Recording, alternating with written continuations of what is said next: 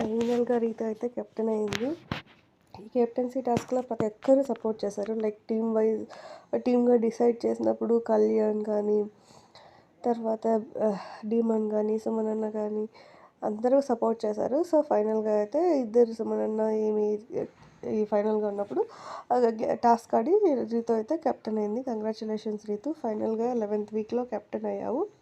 Moreover ఎవరికైనా captain కావాలనే ఉంటుంది. బన్నీ గారు కొంచెం ఫీల్ అయ్యారు. ఎందుకంటే తను ఎఫర్ట్ పెడుతున్నారు. బట్ ఛాన్సెస్ లాస్ట్ వరకు ఉంటున్నారు. ఇట్లా సపోర్ట్ చేసే విధానంలో లేదా ఒకరికి సాక్రిఫైస్ చేయాలనో లేక వేరే వాళ్ళు ఇంపార్టెన్స్ అనో అట్లా చేస్తున్నారు బన్నీ గారికి. బట్ బన్నీ గారు కూడా capable. Next week definitely Bunny గారు కెప్టెన్ అవ్వాలని మనస్ఫూర్తిగా కోరుకుందాం.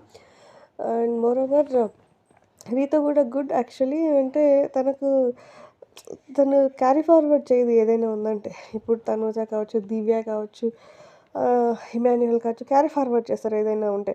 బట్ తను క్యారీ ఫార్వర్డ్ చేయదు. ఏదైనా గొడవ అయిందా, ఆ సిచ్యువేషన్ అయిందా అప్పటికే కట్ చేస్తుంది. అది మంచిది యాక్చువల్‌గా. ముందుకి ఇప్పుడు ఎవరైనా ఆమెతో గొడవ పెట్టుకున్నా సరే వాళ్ళు ఏడుస్తుంటే పోయి ఓదారుస్తుంది. That is very good quality in Ritu. Childish mentality and కొంచెం మంచిగా అనిపిస్తుంది. Thanks for watching.